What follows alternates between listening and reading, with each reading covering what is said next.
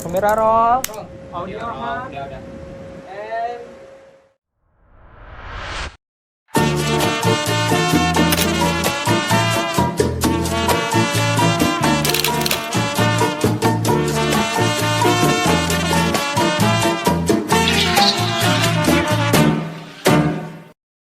Knock, knock, knock. Who's there? How are Who? How are you? Welcome to Podcast of 48. Temanya lupa. Oh ya, talk together, girl together. Gak apa-apa, kita kasih tahu tema dari podcast kita tahun ini. Tema dari Podcast of 48 tahun ini adalah Talk together. Grow Together. Jadi di episode kali ini kita ada di segmen Duta Akademik. Kalian bisa tebak kira-kira siapa narasumber yang ada di episode kali ini? Jangan kelamaan, gak usah kelamaan nungguin. Jadi duta yang akan kita ambil pada hari ini adalah Duta Akademik SMA Negeri 48 Jakarta, Michelle Dentri Octavia. Kurang rame ya emang gitu ya. Ini langsung. Jadi Michelle silakan memperkenalkan diri. Oke, halo semuanya. Perkenalkan, nama aku Michelle Dentri Octavia. Biasa dipanggil Michelle atau Michi. Sekarang aku menduduki kelas 11-3. Bareng dong. Iya. Jadi Michi Apa kesibukannya selama untuk ini sekarang ini? kayaknya sibuk gak sih jadi duta akademik tuh? Itu dia. Sekarang sih kesibukan aku jadi ketua ekskul, ekstrakurikuler Rohani Kristus. Kacik. Boleh.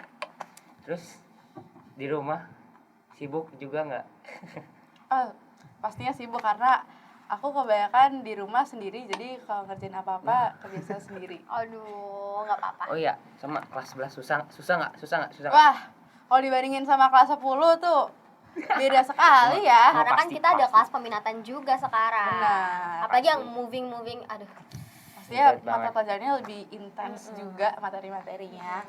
Oh iya, kita di sini ngundang kamu. Kita mau nanya-nanya tentang ya gimana sih jadi duta akademik dan tips Oke. and tricks untuk menghadapi PAS nanti. Karena ini momennya pas juga kan. Sebentar lagi kita PAS mau kapan sih? PAS bulan ini. Bulan ini. Tanggal akhir bulan 26 ini. ya. Bentar lagi. Ya udah, Iya. kita bakal tahu tips and trick dari duta akademik kita. Oke. Kita pengen nanya yang pertama. Siap-siap ya Michi. Oke. Sebenarnya masih di luar konteksnya yang pertama. Cerita awal dan motivasi kamu buat jadi duta akademik. Kan soalnya ngapain sih jadi duta akademik tuh? Apa aja sih yang perlu disiapin untuk jadi duta akademiknya juga? Coba silakan, Cici. Oke. Jadi pas ini kan ada seleksi duta akademik itu pas aku kelas 10 ya. Nah pas kelas 10 tuh aku bener-bener yang lagi aktif-aktifnya, yang lagi banyak explore, ikut lomba sana sini, ikut banyak ekskul. Dan pas banget ada juga nih program duta akademik ini di 48. Sebenarnya program itu kedutaan besar Kedutaan Besar 48. Nah di situ tuh ada beberapa tuh, ada duta putra, putri, duta akademik, duta seni, sama olahraga. Ya. Nah dari antara kelima duta itu aku lebih menggeluti, kayak aku lebih merasa cocoknya aku tuh di duta akademik, karena sebenarnya dari SD juga aku merasa kayak academic achiever gitu. Aduh. Kacau. Jadinya aku pilih buat nyoba jadi duta akademik. Tapi selama proses kamu ada di penyeleksian kedutaan itu, kira-kira apa aja sih tantangan atau apa yang harus kamu selesaikan selama kamu mau jadi duta akademik itu? Oke. Sebenarnya tantangannya itu kan di teman-teman yang pengen ikut jadi duta akademik, yang ikut seleksi itu juga orang-orang yang pinter. menggeluti bidang akademik itu sendiri, Iya, dan tahu-tahu orang-orangnya ya, pasti ini. pinter-pinter gitu kan. Nah, di situ ada beberapa tahap proses untuk seleksi jadi duta akademik. Yang pertama tuh wawancara, terus habis wawancara tuh uji material, dan itu tuh di hari yang sama. Terus pas banget yang pas uji material itu aku juga ada wawancara buat organisasi yang lain gitu. Dan bentrok. pas lagi uji material itu aku posisi lagi di mobil, lagi OTW ke tempat wawancara buat organisasi gitu. Jadi aku bener-bener kayak di situ deg-degan sambil mau wawancara yang organisasi sambil mau uji material buat duta akademik juga. Tapi lolos ya. Iya, tapi Lolos puji ya. Tuhan lolos.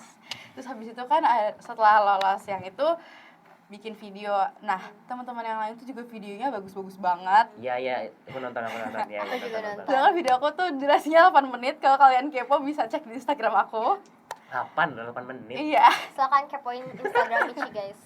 Setelah itu baru deh seleksi lagi dan kepemilihannya. Sisa 2 orang tuh buat dipilih, dan puji Tuhan aku terpilih buat jadi duta akademik periode 2024-2025. Keren banget, keren. Terus sekarang kan kamu udah jadi duta akademik 48 nih ya. Ada nggak tantangan tersendiri selama kamu menjadi duta akademik di 48 ini? Oke. Tantangannya tuh lebih kayak kalau jadi duta akademik tuh orang-orang pasti mikirnya kayak Keren. pinter dan Pasti. di akademik tuh jago gitu. Pressure dari Maka orang-orang jago. sekitar.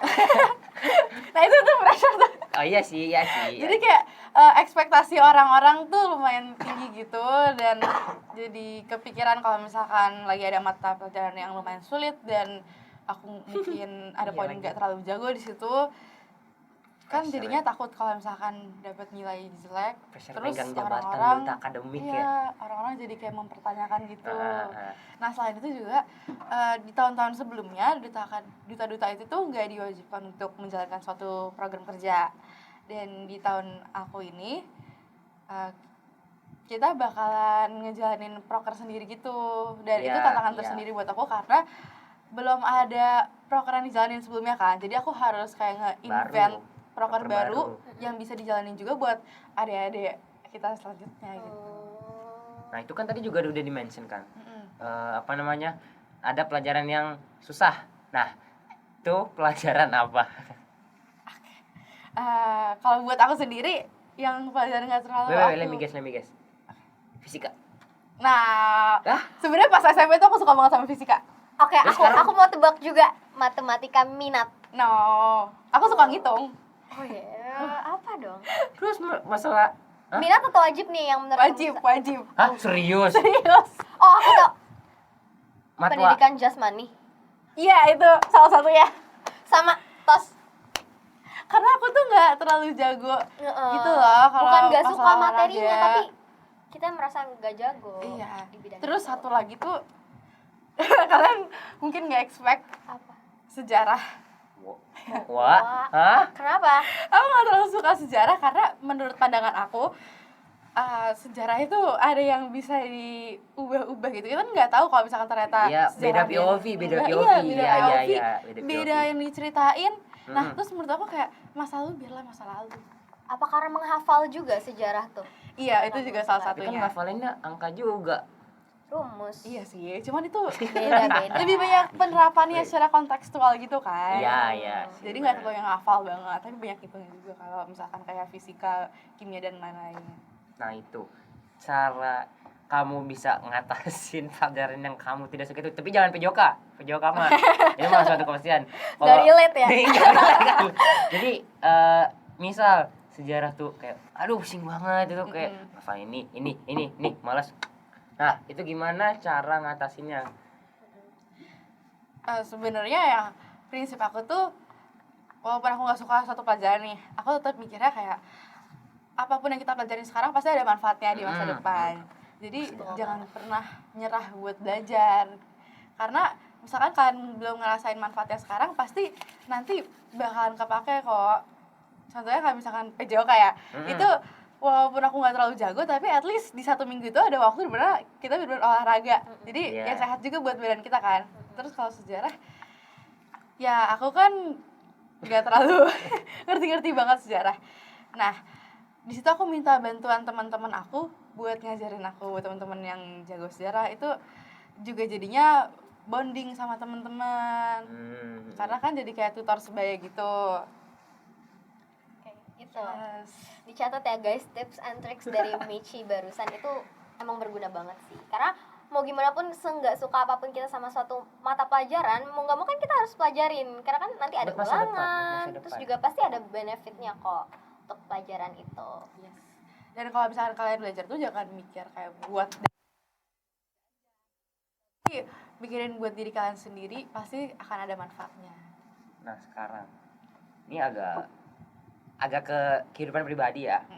Pernah nggak kamu misal lagi down banget, depres, lagi ya sedih, capek gitu, terus rasanya pengen buka buku itu Jenuh. berat banget. Nah pernah nggak? Pernah dong, pasti kita sebagai pelajar pastinya pernah kan.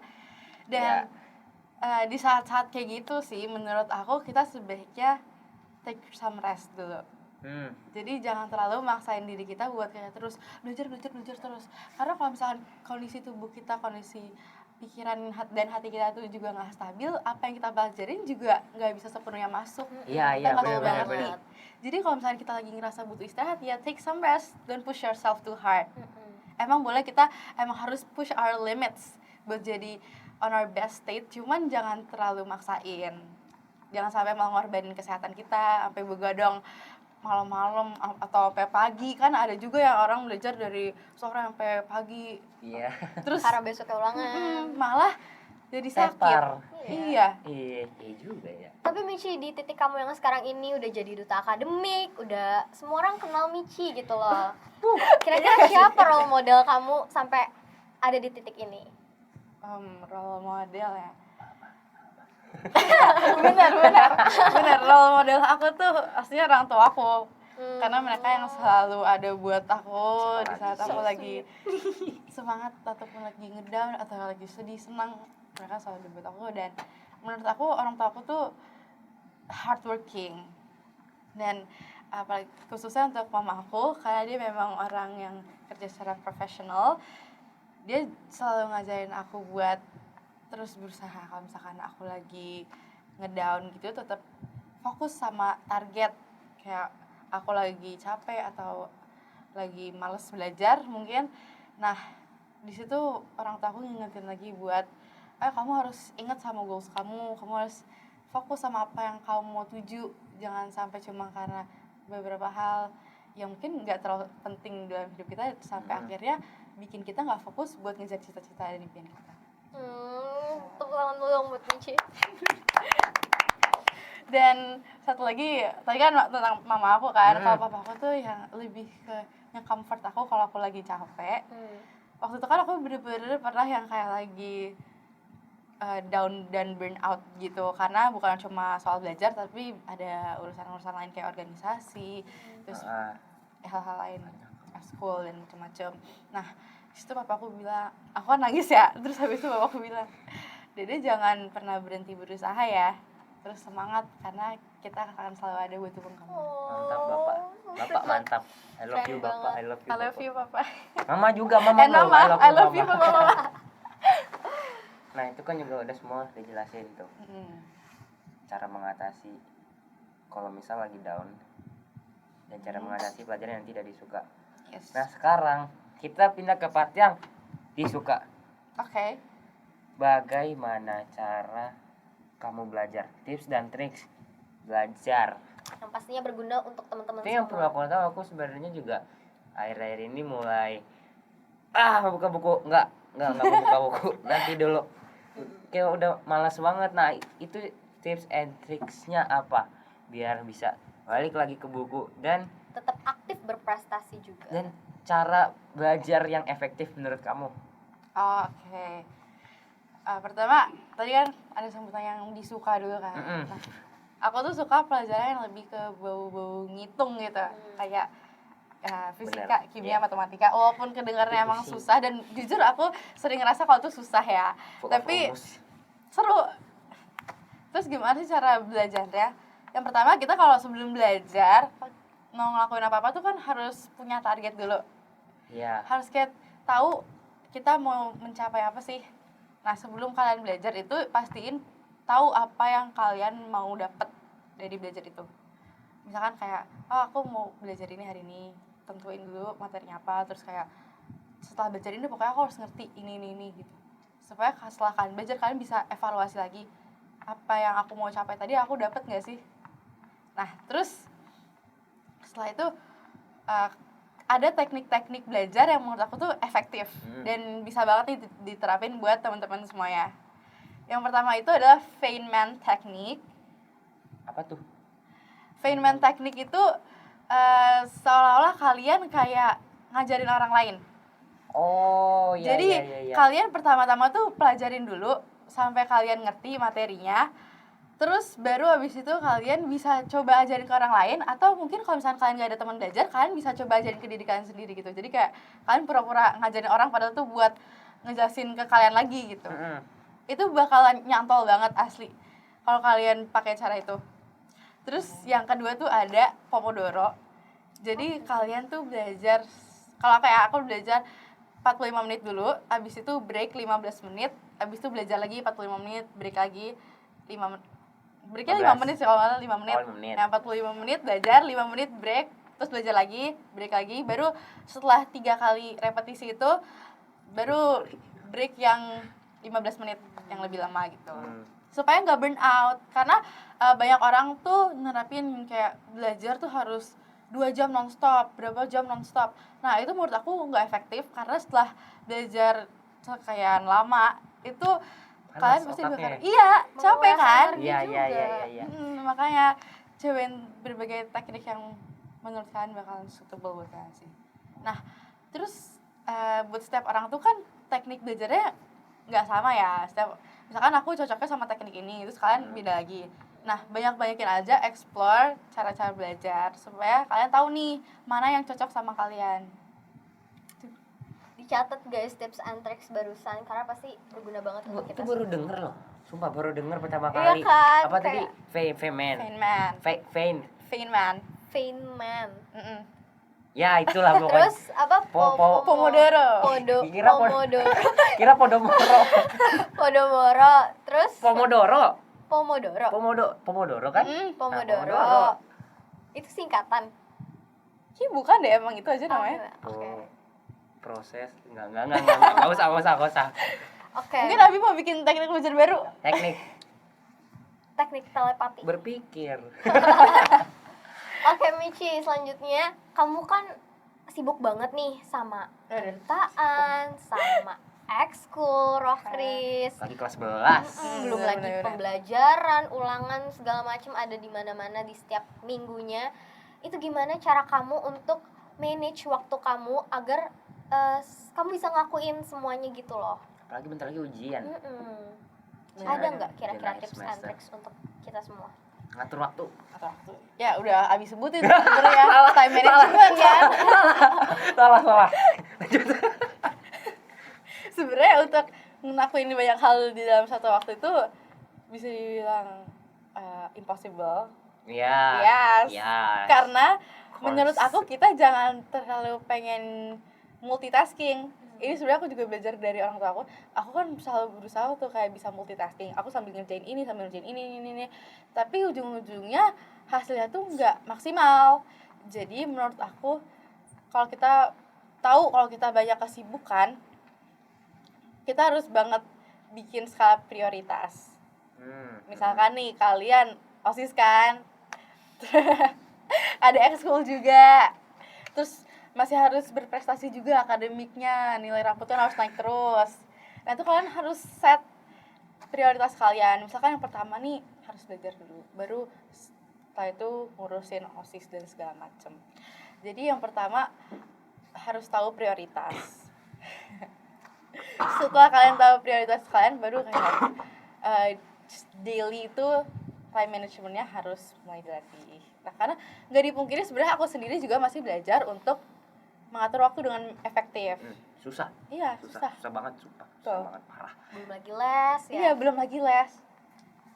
Karena nggak sedikit orang yang susah ngatur waktu di saat kesibukannya tuh banyak kayak gini. Jadi kita harus benar-benar pintar-pintar ngatur waktu. Itu kedengarannya klise sih, tapi emang itu kuncinya. Iya betul. Kuncinya kunci. Dan jangan terlalu maksain diri ya untuk ngelakuin semuanya bareng-bareng gitu. Kuncinya tuh ngatur waktu dan ngatur skala prioritas ya guys. Terus salah satu tips juga kalau bisa tuh kalian punya journal, either it's printed gitu fisik ataupun digital, karena punya journal itu tuh bakal membantu kalian buat keep on track of what you guys are doing.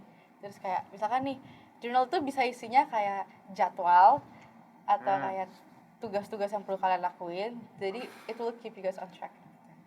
Oh kayak reminder gitu ya. Kayak reminder gitu. Iya. Oke, guys. Udah dikasih tahu semuanya sama Michelle, duta akademik kita. Kurang tepuk tangan, yang kita gering tepuk tangan ini. Satu, Amat kita dua, main sendiri. Main kita sudah di penghujung acara di episode kali ini. gimana Michelle? Special. Ada apa pesan dan kesan dari Iya. podcast Gimana ini? nih? Rasanya ada di podcast ini. Berasa kayak orang penting gitu ya. Dia emang bukan orang penting. Emang bukan orang penting. Kan Emang duta. penting. Duta. Pak. Nah, duta akademik. Pak. Akademik lagi. Akademik lagi. Kayak plus Siapa ya? gitu. What's with akademik? Oh ya pressure. Oke. Jadi Pengen batuk lagi. gimana rasanya? Ya, aku mau berterima kasih kepada Lana dan Kiran yang sudah menjadi host episode kali ini. Dan aku berharap dari semua bincang-bincang kita tadi, teman-teman pendengar bisa mendapatkan sesuatu ya. Bisa ada yang diterapin di dalam kehidupan sehari-harinya. Dan semoga prestasi akademiknya semakin mantap lagi. Semakin banyak. Semoga. Supaya kita bisa sama-sama membanggakan 48 ya nggak? Iya, semoga kita juga bentar lagi PAS, semoga kita dapat nilai yang bagus. Lancar-lancar Amin. PAS. Lancar-lancar dan jangan ada yang depresi. Tuh, ikutin Yes. tadi Tips-tips. nah tips and tricks dari duta Niche. akademiknya kita. Oh iya, satu lagi tipsnya. Apa tuh? Apalagi tuh? Jangan nunda-nunda. Karena jangan belajar H-1 dengan SKS dan H-7. Karena kita udah tahu dari sekarang kalau kita bakalan ujian, jadi mendingan dicicil. Kalau enggak kalian bakalan stres sendiri. Cicil. Yes. Semoga kalian sukses. Jangan SKS, sistem kebut. Semalam. It's a big no jujur. Siapa kayak tuh yang not suka a- kayak gitu? Tuh, banyak. Oke guys, sampai di sini dulu podcast of 48-nya edisi spesial Duta Akademik kita di SMA Negeri 48 Jakarta yang cantik, Ya. lucu, pintar ini. Aduh. Sampai jumpa Di episode selanjutnya. Sampai